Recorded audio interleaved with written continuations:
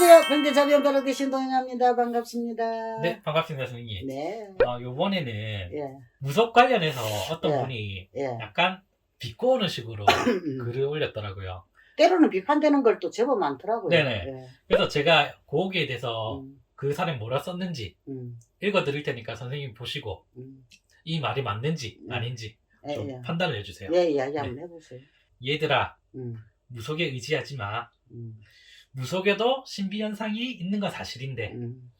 걔네는 무속은 드러나니까 조금 더 있어 보이는 거지. 결국에는 예수나 부처 같은 존재가 더 큰 존재다. 그리고 그 부처나 예수 같은 존재가 결국 나중에 가면 무속신앙을 다 이긴다. 그리고 영 많이 타는 체질들은 점집이나 이런데 오히려 더 가면 안 된다. 왜냐면 그런데 괜히 갔다가 뭐 영도 좀 열리고 귀신도 좀 꼬이고 그러니까 절대 점집 가지 마. 이렇게 올리셨거든요. 그거를 갖다가 우리가 이제 신세계 이야기잖아요. 그죠? 네. 그러면 일단 1차로는 부처님이나 우리가 이제 지금 당대 우리 부처님은 석가모니 부처님이고 지금 미륵불은 미래에서 오시고 지금 왔다는 분도 있어요. 스님들은 와 계신다는 미륵 세계가 열린다 그랬거든. 네. 석가모니 부처님이 끝나고 나면 미륵 세계가 열리는데 우리는 이미 미륵 세계가 왔다는 이야기도 있어요. 미륵불. 미륵불이 오셨다는 이야기도 있는 거고. 근데 유일하게 오고 가고 없는 거는 우리가 예수님이란 말이에요. 성모 마리아나 예수님인데 그거들은 4대 스님이에요. 근데 우리가 우리는 이게 토속 신앙이라는 거예요. 우리는 우리나라에서 이것을 토속 신앙으로 어느 외국에도 이런 것이 있잖아요. 그죠?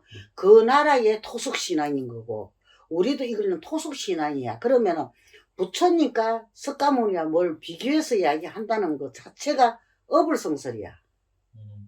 진짜 이거는 비교를 해서는 안 되는 분이에요. 왜 그러냐면은 석가모니 부처님이나 모든 부처님이 진짜 우리가 책을 보면은 내가 겪은 건 아니지만 네. 보다 보면은 어마어마한 많아. 부처님이 수도 무시하려 많은 부처님 계시는데 그 부처님들은 다 수행을 했어. 공부를 했단 말이야.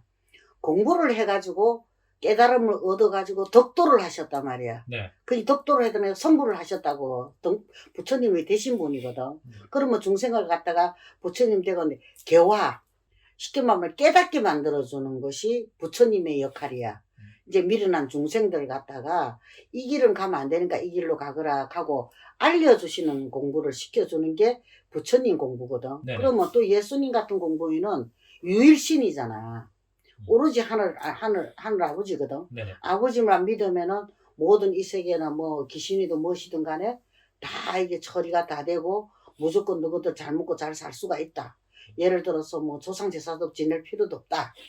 오로지 하나님 아버지만 믿으면은 모든 일이 다 잘 돌아간다. 이렇게 또 이야기를 또 하셨단 말이야. 그러면은 우리 토속신앙이라는 거는 무당이라는 거는 무속이나 무당이나 이런 건 다 우리 옛날 토속신앙이에요. 네네. 딴 나라에도 이런 토속신앙이 있다는 걸 나는 많이 알고 있거든요. 알고 있는데 높낮이를 논한다는 것 자체가 좀 안 맞아요. 감히 이게 한 붙여놓으면 안 돼요. 부처님이나 예수님 같은 분하고 우리 토속신앙하고 이게 붙여놓아서 이야기를 한다는 것 자체가 말이 안 되는 거예요. 네. 뭐 이기고 지고 이런 거는 있을 수가 없는 이야기예요. 네네.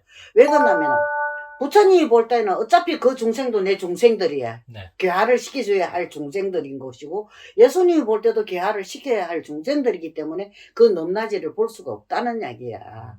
아시겠어요? 네네. 그러니까 누가 잘나 부처님이 거든. 근데 우리가 부처님한테 우리가 이게 불보살님 덕을 입으려 그러면은 진짜 무궁무진한 정성을 올려야 되고 무궁무진한 시간이 걸려요. 필요로 해. 예를 들어서 스님네들 공부를 하시는데 1, 2년 만에 단판에 스님 되는 아무도 없어요. 몇십 년이 걸려가 개우 우리가 한 소식씩 이게 얻어가지고 순간적 깨달음을 그래가지고 그 공부를 바탕으로 해서 이게 단계를 밟고 올라가는데 그럼 우리 무속에서는 어떻느냐? 아니란 말이야.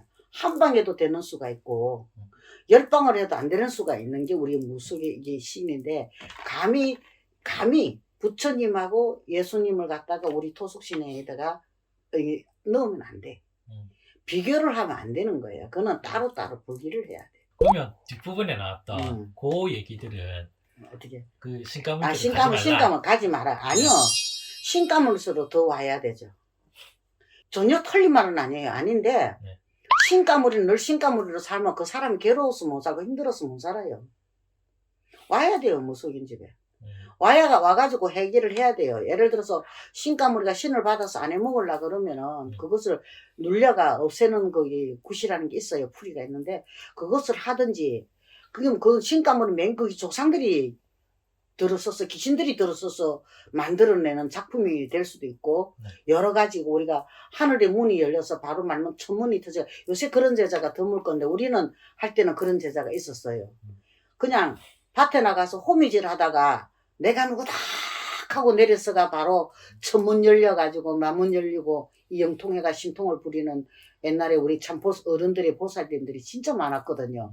요새 그런 무당 없어요. 진짜 없거든요. 없는데 신가물들이 왜 신가물이냐? 쉽게 말하면은 옳은 신도 있고 조상신, 이 저승목간 신도 붙어서 그런 일이 벌어진단 말이야. 조화를 부리는 거거든. 조화를 부르다 보니까 이게 신가물이가 돼버린 거야. 그리고 이 사주 자체에서 귀신이 잘 붙는 사주가 있어요. 이게 나도 육남매인데 왜 하필이면 내가 무당이었을까? 방문할 수 있잖아요. 그죠? 네네. 그 타고난 그거라는 거죠. 지 사주 팔자라는 이야기예요. 그 누구한테도 뭐 부모 잘못도 아니잖아요. 나다 보니까 그렇게 태어난 건데. 그러니까 육남매 중 유일하게 내만 무당이야. 내 하나 똑바로 신 잘 모시고 내가 대기를 제대로 가다 보니까 우리 나머지 형제들은 아무 문제 없이 이날 이때까지 나이가 70이 80이 다 돼가도 누가 하나 제대로 이 병원 입원해가 무슨 일이 벌어졌는 이런 일도 없이 정말 평탄하게 살아가고 있단 말이야. 근데 신가물이라는 거는 집에 일단은 풍화가 많을 거란 말이야. 풍화가 많고 자기 자신이 아플 거라고. 그리고 정신 상태가 온전치를 못하는 경우가 많단 말이야. 그럼 정신병원에 안 가면 무당을 찾아와야 되는 거거든. 와서 해결을 해야지. 네네. 살아야 되잖아. 네. 뭐 생명이 다 된 젊은 사람들 건데 주로. 늙어서 우리같이 늙어가 죽을 때 얼마 안 남은 사람들이야 뭐 안 가도 돼. 미쳐가 죽든지 뭐 살아가 죽든지 상관없는데 젊은 사람은 아니잖아. 그 청춘들이 아깝잖아. 그러면은 진짜야 뭐 아니면 도거든. 내가 신을 받아들이든지 아니면 신을 쳐내든지 둘 중에 한 가지는 결판을 내야만이 끝이 나는 싸움이란 말이야. 근데 그것을 안 가고 물고 늘어지면 어떻게 안 된다는 얘기가 되는 거지. 그러니까 이거는 이게 뭐든지 그래요. 우리가 뭐라도 정답은 없어요. 우리가 다 그래요. 부처님도 그랬고 예수님도 그랬지만 정답은 없다 그랬거든. 인생사에서는 정답은 없다 그랬어요. 근데 단 사람이 진심만 통하면은 안 될 건 없다 이랬거든요. 근데 진짜 자기가 무엇을 이것을 처리하고자 내가 양판 흑백 논리로 들어가서 내가 받거나 물리치거나 나 인생을 제대로 좀 살고 싶다 싶을 때는 무속인 찾아가야 돼요. 아니면 정신병으로 가야 되고 그 둘 중에 하나는 꼭 해야 된다는 이야기가 되거든요. 그러니까 어떻게 이야기 좀 설명이 되나요? 그렇게 되면은 감히 부처님이나 예수님 무속인하고 겨눈 자체부터 그거는 말이 안 되는 거예요. 이기니 지기가 없지 신들이 이기고 지는 게 어디가 있어요. 그런 건 절대 없거든요. 예를 들어서 한 가지 이야기 해줘요. 재밌는 거. 네. 옛날에 스님이 옛날에 참 산신을 우습게 봤어요. 지금도 하신이라 그래요. 산신을 보고. 그런데 그 하신을 요즘은 절에 어때요? 스님들 가서 연불하고 다 섬기고 있잖아요. 네네. 옛날에는 스님들 무시했어요. 실성이고 산신이고 안 했다고요. 안 했는데 지금 다 왜? 먹고 살려니까. 그리고 또 그걸 인정하는 스님들도 계실 거 아니에요. 그러다 보니까 그거를 하고 있는 건데 주로 보면 우리 인간하고 제일 밀접한 관계가 돼 있는 게 하신이에요. 하신이거든요. 근데 산신이라고 무시하고 그런 핍박을 했는데 내가 책을 보니까 부처님 설화책이 있어요. 설화책이 보니까 부처님이 산신으로 화연을 했더라고요. 산신으로 몸을 바꿔가지고 산신으로서 중생을 제도하는 것도 있거든요. 거기 설화책에 보면은. 때로는 이게 모두 몸을 놔두시는 게 부처님이에요. 그럼 부처님이 온갖 몸을 다 놔두시는데 우리 일반 중생이 무엇은 안 돼봤을까요? 그러니까 아예 견주면 안 된다는 이야기예요. 어떤 상황에 그 부처님이 어떤 모습으로 나타낸지는 아무도 모르는 상황이거든요. 그러니까 그 견주면 말이 안 되는 거죠. 네, 알겠습니다, 선생님. 오늘도 좋은 말씀 감사합니다. 네, 성불하십시오. 네.